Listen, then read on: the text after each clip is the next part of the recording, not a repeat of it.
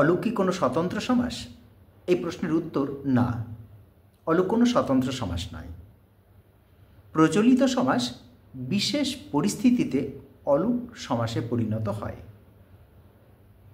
বিষয়টি বোঝার আগে অলুক শব্দের তাৎপর্য বোঝার চেষ্টা করি। অ উপসর্গ এবং লুক। অ এর অর্থ নয়, লুক তার অর্থ লোভ, অর্থাৎ নয় লোভ, মানে লোভ পায় না।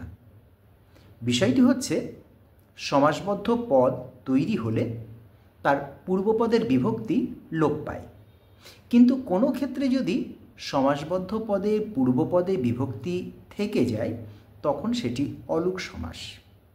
ধরুন দ্বন্দ্ব সমাস, সেখানে যদি পূর্বপদে বিভক্তি থাকে তবে সেটা অলুক দ্বন্দ্ব।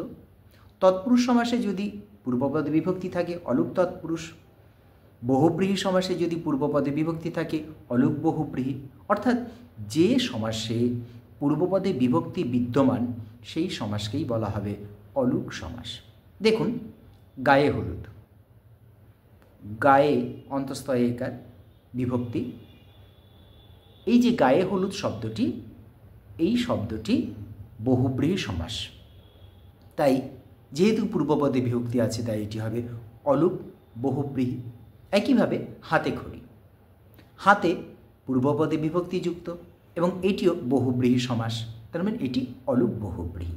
একইভাবে দেখুন তেলে ভাজা, তেলে ভাজা, তেলের সঙ্গে এই বিভক্তি আছে, এটি তৎপুরুষ সমাসের অন্তর্গত, তাই এটি অলুক তৎপুরুষ।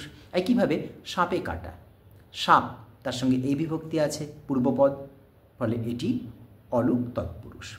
দ্বন্দ্ব সমাসে দেখুন মায়ে ঝিয়ে, মা তার সঙ্গে এই বিভক্তি, ফলে এটা অলুক দ্বন্দ্ব।